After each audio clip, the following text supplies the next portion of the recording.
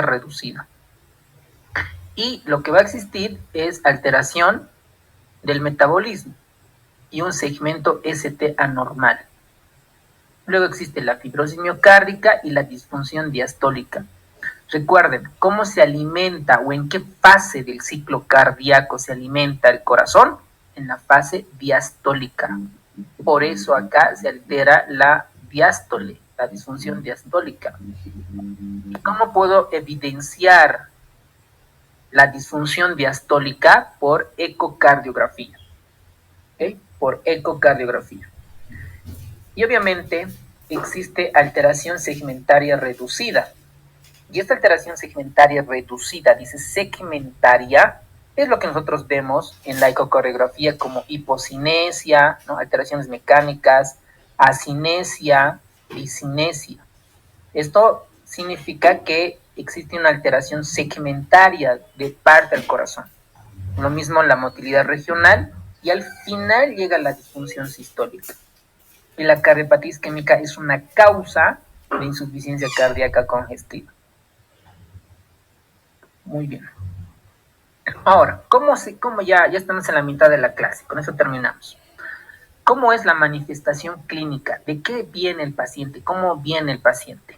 Primero es asintomático. Yo creo que ahora todos, la mayoría de nosotros, debemos tener algún grado de aterosclerosis, ¿no? Pero estamos asintomáticos, no nos quejamos. Pero cuando ya un paciente empeora la aterosclerosis, le va a doler el pecho, ¿no? Entonces, ¿cuál es la fisiopatología? Nosotros sabemos que tenemos el miocardio, ahí tenemos el miocardio que necesita oxígeno, y una persona entra en taquicardia porque hace ejercicio. Entonces, como no le llega oxígeno, disminuye la cantidad de oxígeno, activan receptores del dolor, y el paciente se queja de dolor porque no le llega oxígeno. Ya esto se denomina angina. ¿Qué es la angina? Es un dolor torácico causado por isquemia miocárdica. Eso es angina. Y alguien preguntará, pero doctor, un dolor torácico también puede deberse por una disección aórtica, por un derrame pleural, por una neumonía. Eso ya no es angina. Será dolor tipo pleurítico, será una costomiocarditis, ¿no? Será una pericarditis, una costocondritis. ¿Me dejo entender? Ya no es angina. La angina es un dolor torácico por isquemia miocárdica. Y alguien dirá, pero ¿y cómo puedo identificar la isquemia miocárdica? ¿Por los factores de riesgo o por una prueba de esfuerzo? O porque en el electrocardiograma tienes datos de cardiopatía isquémica. ¿Me dejo entender? Eso es la angina. Ahora, esta angina se divide en varias, ¿no? Angina típica, atípica, o angina estable o angina inestable. Esta angina tiene una característica, una naturaleza que es creciente y decreciente. Significa que con el ejercicio aumenta, ¿ok? Eso es creciente, con el ejercicio aumenta y con el reposo disminuye el dolor. Y la duración suelen ser entre 2 a 5 minutos. Esto nos podrían preguntar, sí, es una pregunta muy detallada. No han entrado preguntas así, pero es bueno saberlo. ¿Cómo? Yo sé que este dato me voy a olvidar en un futuro. ¿Qué tengo que hacer, señores?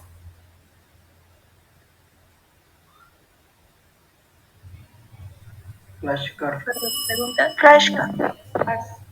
Exacto, tienen que hacerse una flashcard en su Excel en la nube. Porque no van a hacer de todo, ¿no? Porque les va a quitar mucho tiempo.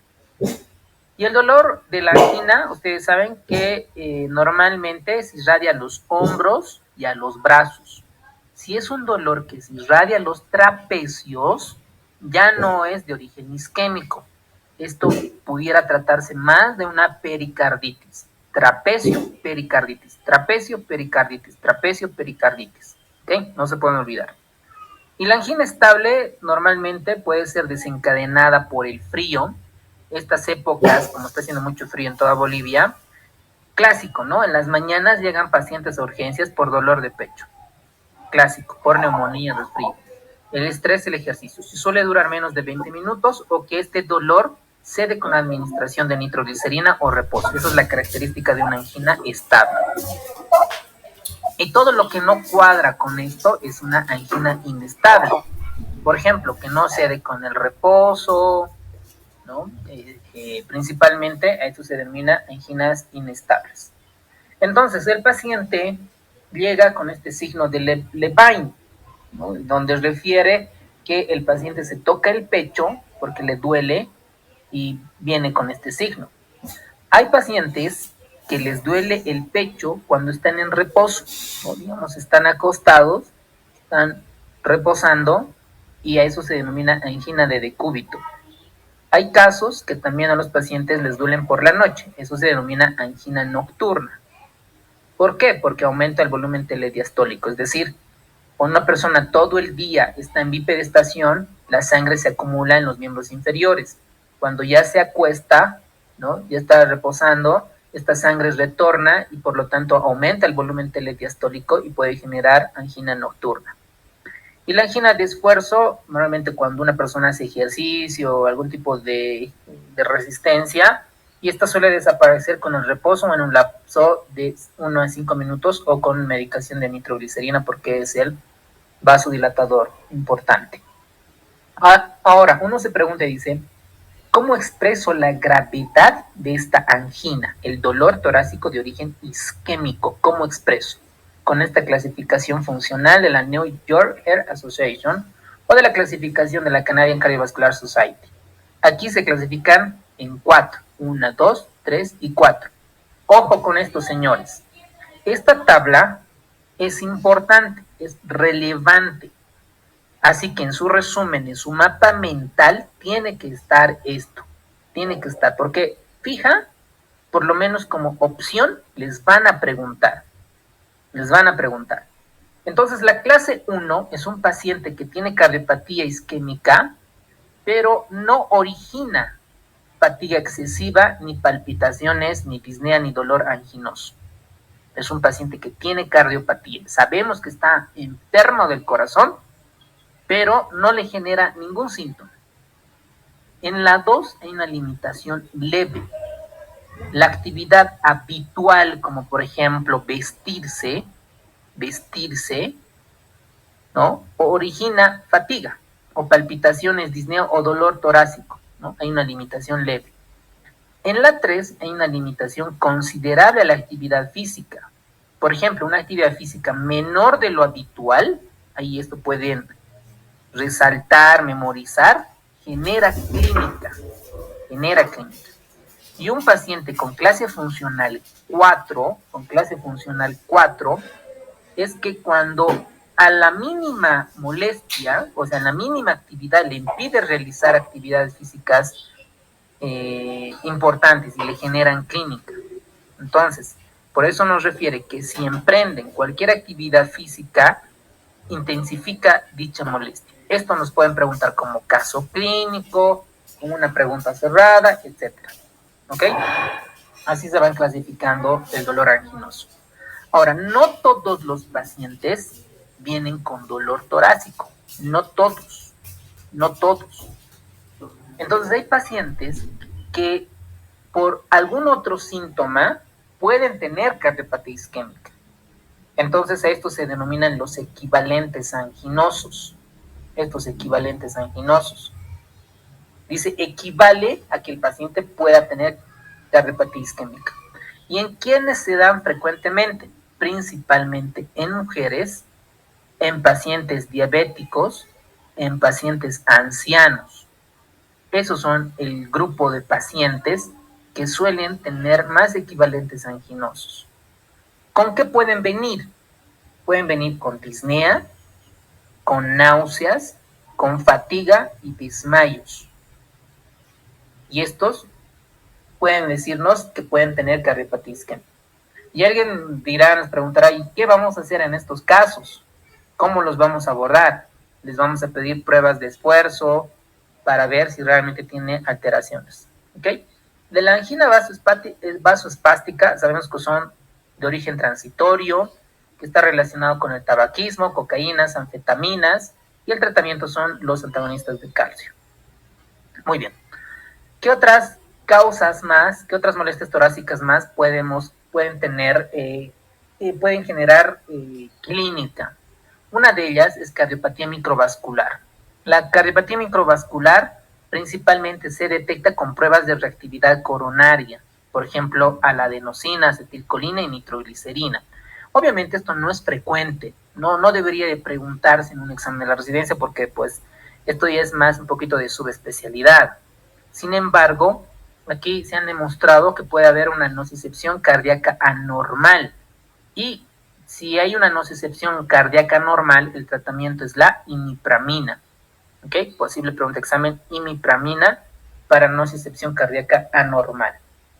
La exploración física. Llega el paciente, te dice, doctor, me duele el pecho, ¿no? Me duele el corazón. ¿Y de cómo sabe que le duele el corazón? Porque hago ejercicio, me duele y reposo o tomo mi nitroglicerina y cede el dolor. Perfecto, es un dolor anginoso. No es por neumonía ni por derrame pleural. Lo reviso. ¿Qué voy a buscar?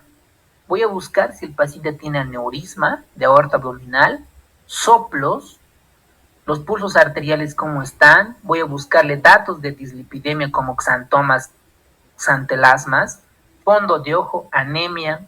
Le voy a pedir TSH, T3, T4 para ver cómo están las hormonas tiroideas, cardiomegalia, soplos. Hago hincapié en el sistema cardiovascular. ¿Qué le voy a pedir en el laboratorio? Le voy a pedir hemograma, le voy a pedir glucemia, creatinina, NUS, electrolitos, perfil lipídico, todos estos. Muy bien. Y aquí lo que nos resalta es que dentro de los reactantes de fase aguda, tenemos un predictor de riesgo independiente que es la proteína. Entonces, cuando está elevada la proteína C reactiva, es un riesgo independiente para cardiopatía isquémica. Eso es clave. ¿Y qué le voy a pedir? ¿No? Lo reviso al paciente, le ausculto, le voy a pedir su radiografía de tórax y principalmente su electrocardiograma de 12 derivaciones. Esto le voy a pedir. Y en este electrocardiograma de 12 derivaciones, ¿qué voy a encontrar? ¿Qué cosa pudiera encontrar? Obviamente las alteraciones eléctricas, cambios en el segmento ST, datos de hipertrofia ventricular izquierda. ¿Por qué pudiera tener hipertrofia? Porque tiene hipertensión arterial sistémica y sabemos que está alterada la poscarga. Alteraciones de la conducción intraventricular, cambios dinámicos en el segmento y en la onda T. En resumen, cambios en el segmento ST y onda T con datos de hipertrofia ventricular izquierda. Ahora, llega un paciente, dice con dolor en el pecho, ¿no? Llega un paciente con dolor en el tórax y no sabemos si realmente es cardiopatía isquémica. Tú dices, esto podría ser un espasmo esofágico difuso, pudiera ser una neumonía, pudiera ser un derrame pleural. A ver, ¿qué vamos a hacer para ver si realmente el paciente tiene cardiopatía isquémica? Le pedimos una prueba de esfuerzo. Entonces, esta prueba de esfuerzo es un paciente que está monitorizado con tensiómetro, bla, bla, bla, presión arterial, signos vitales, etcétera, y se demuestra alteraciones electrocardiográficas. Entonces, por ejemplo, esto es un paciente que está en reposo. Miren, vamos a imaginarnos que esta es la derivación de 2 o la D2 larga. ¿Ok? Entonces ahí tienen la onda P, Q, R, S, I, normal. Al paciente se le somete a la prueba de esfuerzo, ejercicio. Aquí dice, ¿no? En derivación B4 se ve en reposo, panel superior, es esta, ¿cierto? Después de 4.5 minutos de ejercicio, al paciente se le hace trotar. ¿Qué ven en esta imagen? ¿Qué es esto? La después del ST. Exacto, un descenso del segmento ST. ¿Qué nos traduce? Que hay una lesión endocárdica. Entonces, este paciente tiene prueba de esfuerzo positivo para isquemia. Entonces, en los exámenes de cardiología, para los cardiólogos, les dicen cuándo se dice una prueba de esfuerzo que es positiva. Cuando el segmento ST existe una depresión plano descendente mayor a 0.1 milivoltios por debajo de la línea basal, es decir, del segmento PR que dura más de 0.08 segundos. Esto es un concepto ya de cardiólogo, que un médico general pues no necesariamente tiene que saber esto, ¿ok? Pero así más o menos se traduce, porque esto es un simple, ¿no? Es algo muy simple, porque al final de esto tienen varios protocolos. Ahora, ¿cuándo se interrumpe una prueba de esfuerzo? Cuando decir, ya, señor paciente, tranquilo, ya no vamos a continuar con la prueba de esfuerzo. El paciente se queja de dolor torácico, el paciente tiene disnea, mareos, hay una depresión del segmento ST mayor a 0.2, lo vamos a infartar al paciente. Disminución de la presión arterial sistólica más de 10 milímetros o algún tipo de arritmia ventricular que pueda llevar a la muerte súbita. Estos voy a interrumpir. ¿Ok? Estos han sido preguntados en los exámenes de la... No, esto es profundo, este es un concepto ya de cardiólogo. Entonces, para los que van a ingresar a los primeros lugares, pues probablemente tengan que memorizarlos todos estos datos. Pero pues les estoy dando la lógica más o menos cuáles son los criterios. ¿Ok? Muy bien. Ahora, hay otras pruebas de esfuerzo que no deben realizarse en estos escenarios clínicos, que no es relevante para el examen de la residencia, y hay otros métodos de estudio para ver si el corazón tiene datos de isquemia miocárdica. Ahí vamos a encontrar la perfusión miocárdica de reposo. Aquí tenemos un miocardio sano, aquí tenemos un infarto no transmural de pared inferior, y aquí un infarto transmural donde la perfusión miocárdica está alterada. Estos pruebas de esfuerzo pueden ser generadas por radioisotopos, sobre todo el talio 201 o tecnicio 99 con ese STAMI-B, que puede hacerse durante el ejercicio. Y alguien dirá, pero doctor, si el paciente está amputado, si el paciente está en silla de ruedas o no puede movilizarse, ¿qué hacemos? Hacemos la prueba de esfuerzo farmacológico. ¿Qué dice Harrison? ¿Qué medicamentos utiliza? Pueden activar su micrófono. O revisen el resumen o el libro de Harrison. ¿Qué fármacos están indicados para prueba de esfuerzo farmacológico? Dobutamina. Vasoactivos, adenosina. Adenosina. Talio. Dipiridamol. Atropin.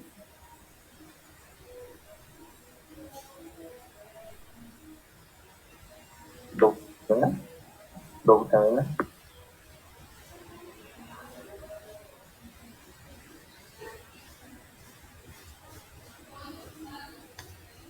Dipiridamol.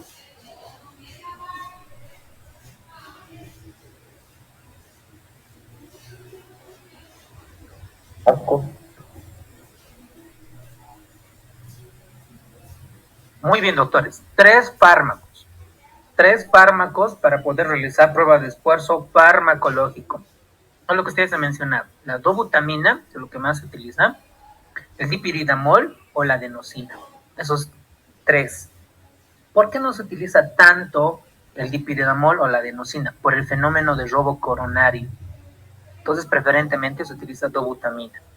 Y alguien preguntará, dirá, entonces ¿se puede administrar hay que introducirle catéter venoso central? En algunos casos sí, ¿no? Se introduce el catéter venoso central por la yugular y se pone dobutamina. La dobutamina es un beta-1 enotrópico. Entonces esto estimula a que el corazón pueda latir más rápido y se hace la ecocardiografía y se ve, ¿no? Si el corazón tiene asinesia, disinesia, hipocinesia, y podemos decir que el corazón está latiendo de manera normal o tiene alguna alteración segmental. ¿Ok? El libro de Harrison nos muestra aquí un algoritmo de la valoración en paciente con certeza o sospecha de cardiopatía isquémica. ¿Cuáles son las indicaciones posibles para la prueba de esfuerzo? Nos está diciendo a quiénes le vamos a solicitar prueba de esfuerzo. Paciente con diagnóstico incierto. No sé si realmente es cardiopatía isquémica. Valoración del paciente en su capacidad funcional. Yo quiero ver si el paciente está bien. Valoración adecuada entre un programa terapéutico para cardiopatía isquémica. Si yo quiero ensayar algún medicamento, no quiero hacer algún ensayo clínico aleatorizado y demás. Y la puntuación muy anormal en el calcio, esto en los estudios de imagen. ¿El paciente puede hacer ejercicio? Sí. Entonces, le hago la prueba de esfuerzo con electrocardiograma en reposo. No, se realizará prueba de esfuerzo sin fin. Si tiene signos desorientadores del electrocardiograma en reposo, hago estudios de imagen. Y estos estudios de imagen puedo utilizar PET, resonancia magnética, gamografía de perfusión o una ecocardiografía bidimensional. Entonces depende del escenario clínico. Luego tenemos estudios de imagen. La ecocardiografía es importante a todos los pacientes que tengan angina crónica, infarto, falla cardíaca, las pruebas de esfuerzo con otros estudios como el PET, resonancia, radionuclótidos y el score de calcio coronario que puede clasificarnos la puntuación de Armstrong para ver el riesgo de cardiopatía isquémica. El gol estándar para ver cómo realmente están nuestras arterias coronarias es la arteriografía coronaria. Por ejemplo, a ver, no sé, los que están en coche, ¿cuánto vale un cateterismo cardíaco? Diagnóstico. Yo quiero saber solamente diagnóstico para ver cómo están mis arterias coronarias. ¿Cuánto creen? Más o menos, no sé cuánto estará. O en, no sé, en La Paz, en Santa, más o menos. Bueno, entonces ustedes ven acá una arteriografía coronaria donde se evidencia la estenosis. Miren, por ejemplo acá, le ponen contraste, disparan los rayos X y se ve, ¿no?, cómo hay disminución de este lumen. Hay una estenosis en la arteria descendente anterior. Y aquí le ponen el stent y miren cómo el flujo se va recuperando. Luego la arteriografía coronaria, y hemos visto a quiénes vamos a realizar. Y el pronóstico. Tampoco el pronóstico ha sido muy preguntado en los exámenes de la residencia, así que esto se los leo para que puedan leer una repasada, pero no lo tomen como un dato de relevancia. Y el tratamiento, con eso terminamos. El tratamiento es contra la aterosclerosis. ¿Ok? Entonces la aterosclerosis, ¿no es cierto?, vamos a ir a tratamiento de la dislipidemia, hipertensión, diabetes mellitus y tabaquismo. Y esto suele ser pregunta de examen. ¿Cuánto debe de estar mi LDL? ¿Cuánto es el objetivo? Menos de 70. Para Harrison, para el examen. Porque para la práctica diaria mucho depende de varios scores. ¿Y con qué disminuyo? ¿Con qué medicamento? Con los inhibidores de la enzima glutaril coenzima A, ¿no? Los inhibidores del HMG-CoA. Y estos van a reducir del 25 al 50% de estos LDLs. Y la presión arterial principalmente debe de estar entre 120 y 80 para evitar la hipertrofia del ventrículo izquierdo, ¿no?, evitar la poscarga. Y el tratamiento antiisquémico se realiza con nitratos, beta bloqueantes, antagonistas de calcio, antiagregantes, moduladores metabólicos, intervención percutánea y la revascularización coronaria. Ahora, veamos. Agentes de primera línea es los beta bloqueadores. Los beta bloqueadores. ¿Por qué? Aquí es importante entender el por qué. Porque disminuye el consumo de oxígeno por el miocardio. Recuerden que la taquicardia, que la frecuencia cardíaca aumenta el consumo de oxígeno y no nos conviene. Nos conviene disminuir el oxígeno, el consumo de oxígeno. ¿Cómo voy a hacer? Beta bloquear, disminuir la frecuencia cardíaca. Otros medicamentos de segunda línea son los antagonistas de calcio, los nitratos, la ranolacina. Y los medicamentos de tercera línea, principalmente está la ranolacina, sí, los beta bloqueantes y los otros fármacos no han tolerado o no toleran los pacientes y son ineficaces. ¿Qué tienen que saber? Esto ya es farmacología, ¿no? ¿Qué es el mecanismo de acción del nitrato? Venodilatación, porque liberan óxido nítrico. Y aquí tienen las dosis de 0.4 a 0.6 miligramos y tenemos los nitratos de acción prolongada. Incluso Harrison nos da una tabla donde muestran las dosis y las pautas de estos medicamentos. Ahora, dentro de los beta bloqueantes, porque disminuye la demanda de oxígeno, el consumo de oxígeno, disminuye la frecuencia cardíaca, disminuye la tensión arterial y la contractilidad miocárdica. Esto tienen que recordar, señores. El beta bloqueador, beta 1, normalmente antagoniza el beta 1, ¿no es cierto? Los beta bloqueadores. Ahora, ¿qué función tienen los receptores beta en el pulmón? Broncoconstricción. Broncodilatación. Broncodilatadores. Eso, muy bien, doctores. Broncodilatación. Los receptores beta 2 broncodilatan. Si yo doy a un paciente beta bloqueante, voy a predisponer a la broncoconstricción. No sé si me dejo entender. Repito, beta 2 produce broncodilatación. Si a un paciente le doy un beta bloqueante, voy a inhibir la broncodilatación y voy a predisponer a la broncoconstricción. Por eso es que los beta bloqueadores se debe tener cuidado, es una contraindicación relativa en el asma y en el EPOC. ¿Ok? Ojo con eso, ¿no? Lógica, fácil de aprender. Ahora, como sé que el beta bloqueador disminuye la frecuencia cardíaca, ojo, voy a tener cuidado a todas las bradiarritmias, ya sea bloqueo auriculoventricular de primer grado, segundo grado, tercer grado. ¿Okay? Y otro en pacientes con fenómeno de Raynaud y antecedentes de depresión. También debo de tener cuidado en ese tipo de pacientes. Muy bien. Luego tenemos los calcio antagonistas. Recuerden, esto es importante para la angina de Prince-Meta. Los antiagregantes plaquetarios, principalmente la aspirina, que es un inhibidor reversible de la ciclooxigenasa 4. ¿Cuántos días vive la plaqueta, señores? 120 días. Muy bien. 14 días, ¿no?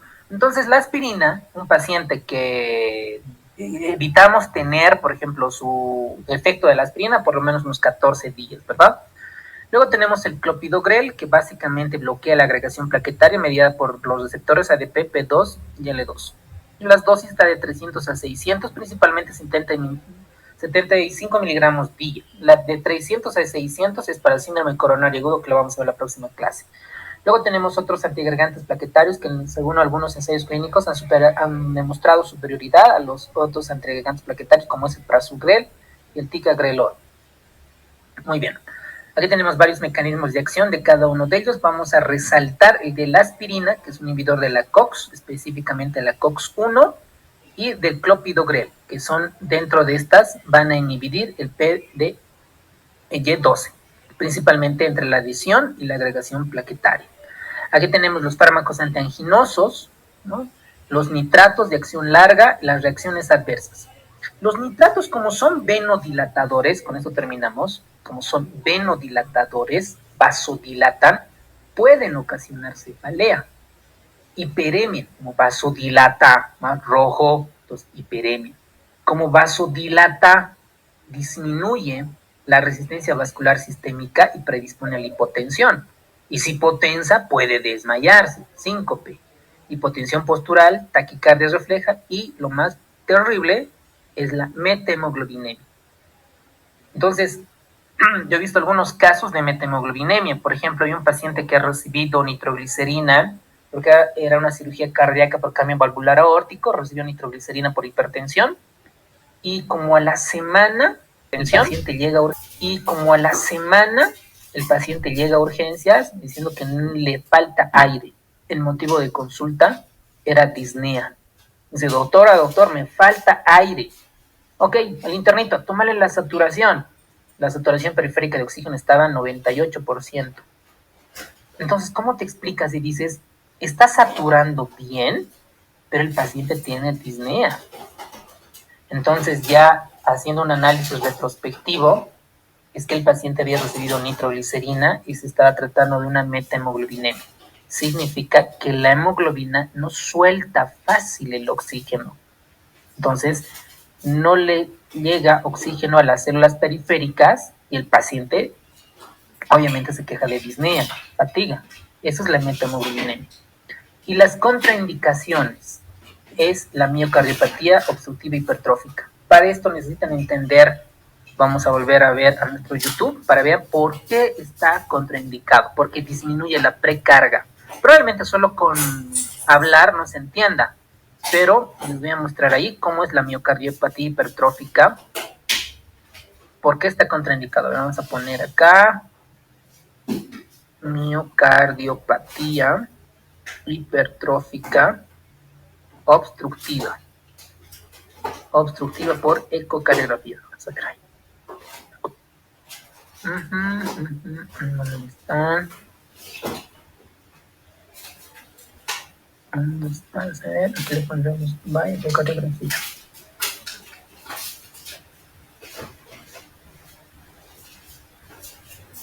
Aquí está. Este está bonito.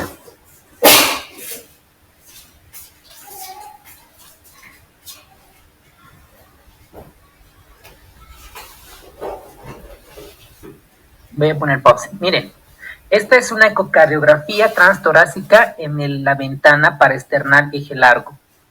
Esta es el septo interventricular. No sé si la pueden evidenciar. Este es el septo. Miren, muy gruesa, ¿no? Muy hipertrofiada. Y esta es la pared del ventrículo izquierdo. Y este pedacito es el ventrículo izquierdo. Este pedacito. Entonces, cuando un paciente, a ver, les voy a explicar, primero vean cómo es una miocardiopatía hipertrófica.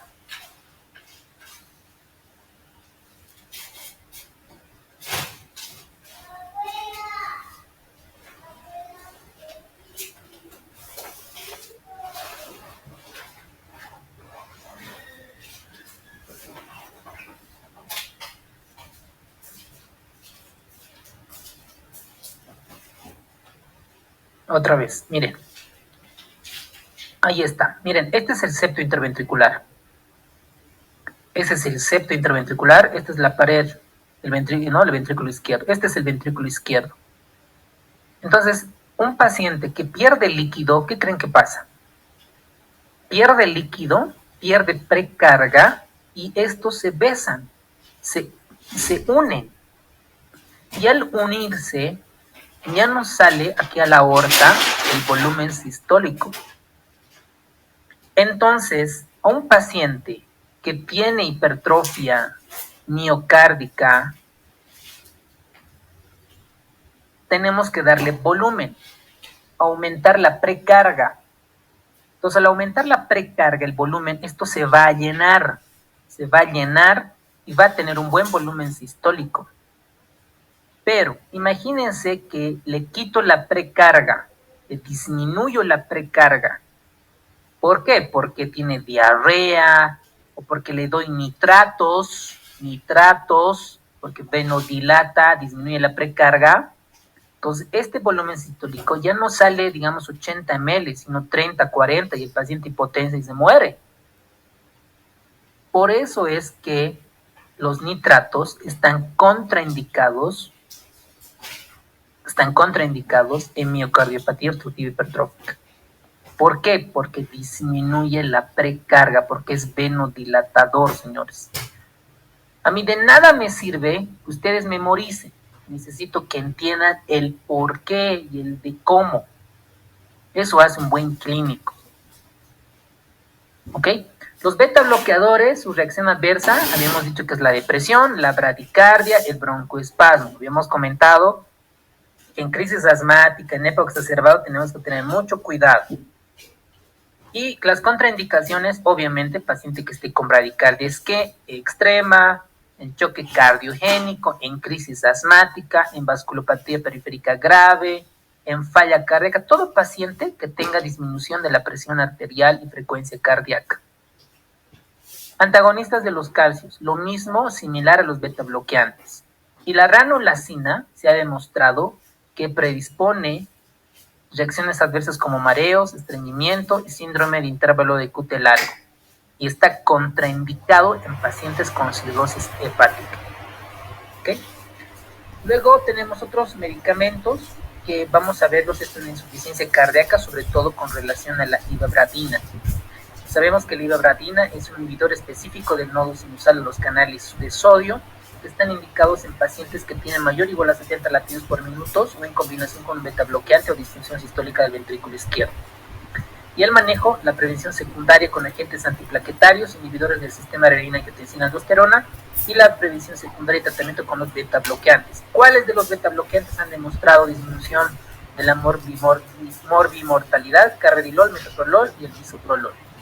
Tratamiento antianginoso, principalmente los nitratos, porque vasodilatan. Y aquí en nuestro medio tenemos el nitrato disosorbide y el mononitrato disosorbide. Y los moduladores metabólicos, que tenemos la ranolacina.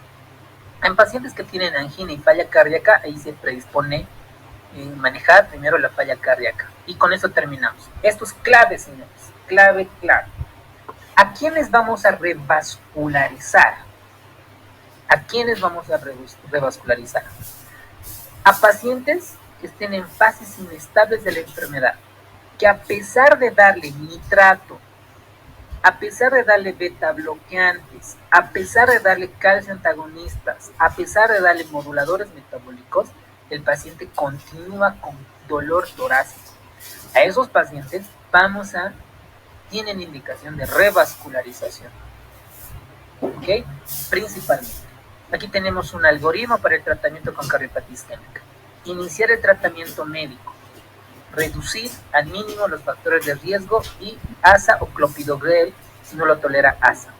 ¿Existe signos de alto riesgo? Sí, tiene menos del 40% de la fracción de eyección. Tiene sí, se refiere a una arteriografía coronaria, un cateterismo cardíaco. ¿Las características anatómicas indican que el paciente es idóneo para revascularización? Sí. ¿Cómo está? Tiene afectación, miren, un solo vaso, una arteria coronaria, ahí está indicado la PCI, que es la intervención coronaria percutánea, es decir, el stent, señores, el stent, ¿ok? Si tiene afectación de múltiples vasos, 3 vasos, la arteria coronaria derecha, la descendente anterior, la circunfleja, 3 vasos, 2 y 3, ahí voy a la cirugía de revascularización. Eso no se pueden olvidar, ¿ok? Enfermedad de 3 vasos es indicación de revascularización coronaria. Entonces, aquí tenemos la intervención percutánea, sobre todo a pacientes que son resistentes al tratamiento y que tengan 1 o 2 vasos de lesión. ¿Okay? La derivación coronaria, ustedes ven acá, ¿ven? Esta imagen se saca de la aorta una rama y tenemos aquí, por ejemplo, la mamaria, una de estas, para hacer la revascularización. O también se puede utilizar la safena como puente entre la aorta y la arteria coronaria distal que está con la lesión obstructiva. ¿En quiénes se van a realizar la derivación coronaria con injerto? En pacientes que no tengan una comorbilidad grave y que sabemos que dentro de estos el 10 al 20% de los casos se produce una oclusión de estos injertos, pero principalmente en pacientes que tienen enfermedad de 3 vasos, ahí es indicado la derivación coronaria con injerto. ¿Okay? Muy bien, señores, ahora sí, vámonos a las preguntas. ¿Qué preguntas no han podido contestar del examen?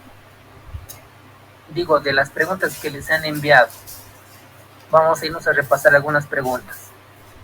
¿Preguntas hasta acá? Ninguna. Repaso para ustedes. ¿En quiénes están indicado la revascularización coronaria? El libro de Harrison es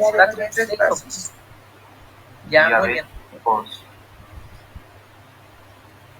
Muy bien. ¿En quiénes están contraindicados los beta bloqueantes?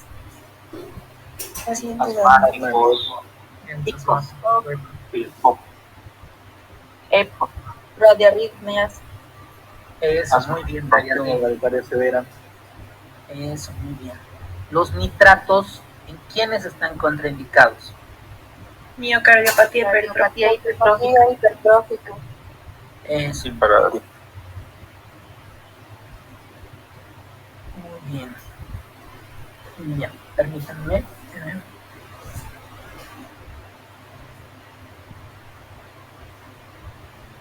Muy bien. A ver, vamos a resolver algunas preguntas, las mismas preguntas que les han enviado en PDF, ya las están subiendo a la parte de casos clínicos y autoevaluaciones. Muy bien, vamos a comenzar ahora a resolver algunas preguntas. No sé si tienen alguna pregunta del PDF que les han enviado. Yo quedé con una pequeña duda, doctor. A ver, dale, doctor. En la pregunta 33, no sé si puede volver. Ya, voy a abrir el PDF. Permítanme un ratito.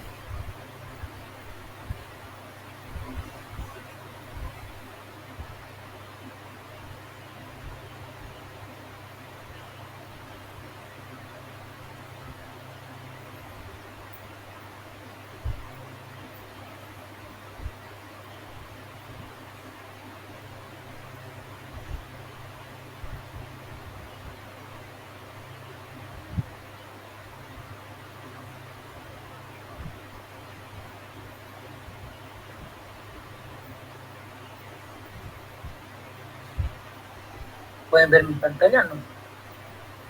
Aún no, doctor. No, doctor, no, doctor.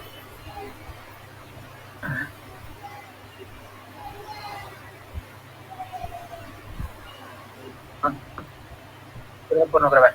La causa más frecuente de la cardiopatía isquémica es el ataque aterosclerótico, ¿no? En la placa de una arteria epicárdica o varias, que disminuye la circulación sanguínea en una región y la perfusión insuficiente. Perfecto, muy bien, doctores.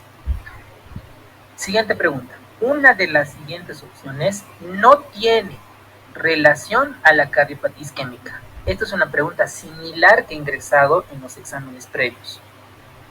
¿Cuál es la respuesta? Pueden contestar en el chat.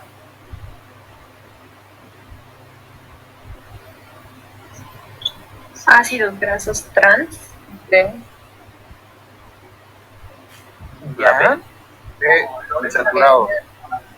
Eso, muy bien, muy bien. Entonces, miren, como se han dado cuenta, esto en la clase no lo vimos.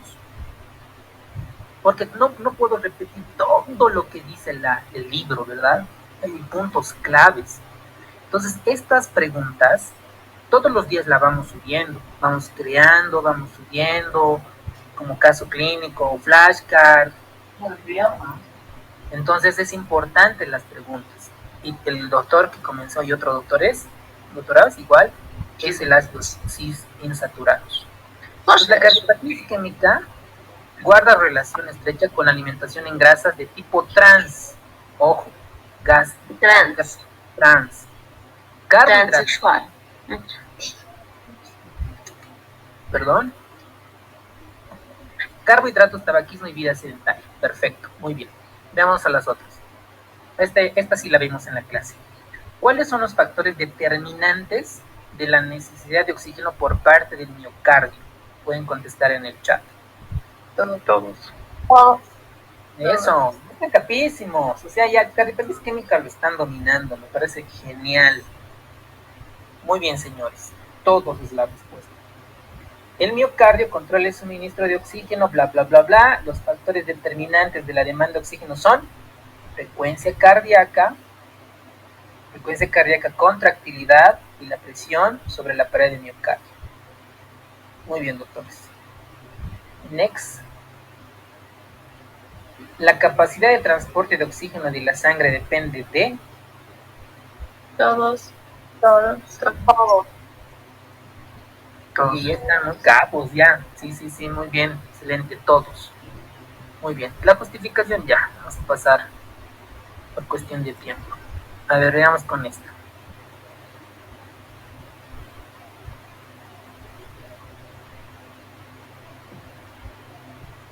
HDL. HDL menor a 40. Eso, muy bien. Bien, doctores. Yo creo que si están en este ritmo, van a entrar en los primeros lugares, señores. A un principio uno cuando comienza el curso está motivado, disciplinado, bien, ¿no? Pero cuando llega septiembre, noviembre, baja, ¿no? La motivación, etcétera. Y ahí pues depende mucho también de sus compañeros, etcétera. Vamos a estar viendo, ¿ok? Perfecto. El HDL es el colesterol bueno, todo el mundo lo sabe, es el colesterol que limpia las grasas de nuestro cuerpo. Cuanto mayor colesterol HDL tengamos, mucho mejor. Excelente, doctores, muy bien. Vamos con esto.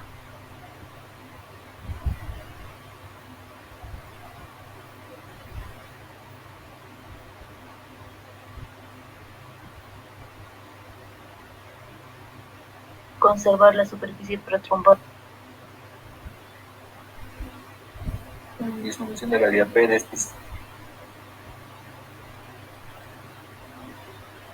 Conserva la superficie protrombótica. En sí, el endotelio normal tendría que ser antitrombótico porque no toda la sangre estaría coagulada. Excelente su análisis, doctora. Ahí viene mucho su lógica, ¿no? Su criterio que ha formado. Muy bien, excelente, doctora. Obviamente, no puede ser protrombótico, todos estaríamos coagulados, ¿no? Con embolias, infartos, enfermedad periférica, ¿no? Muy bien, doctor. Vamos con esta. Todos son parte. Todos. Todos. Ok. Alguno podría dudar con esta, ¿no? Matriz intracelular debajo de la íntima, ¿no? Pero como ya tienes dos correctos, acumulación de grasa, fibroblastos, células de músculo liso, entonces, si ya tienes dos correctas, todas son parte, ¿no? Y aquí en la justificación dice claramente, ¿no? Se define a través de cambios funcionales, esto lo culminan acumulación de grasas, células de músculo liso, fibroblastos, matriz intracelular por debajo de la misma. Bien. Esto es un poco ya difícil.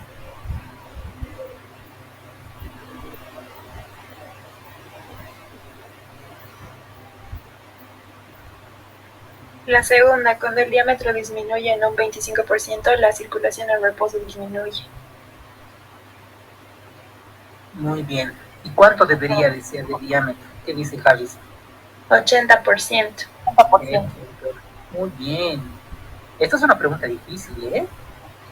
Yo creo que ese valor de memorizar el 85% hasta febrero, ojalá pues se mantenga nuestra memoria en el hipocampo, pero pues sí está difícil, ¿no? Entonces, vamos a ver. Excelente. La aterosclerosis, bla, bla, bla, bla, bla. Y aquí dice lo que dice la doctora, ¿no? Cuando el diámetro se reduce cerca del 80%, la circulación en reposo llega a disminuir. Si se reduce aún más del orificio estenosado, puede disminuir su coronaria de manera notable y causar isquemia miocárdica en reposo o con un mínimo de esfuerzo. Excelente. Muy bien. Ya estamos terminando.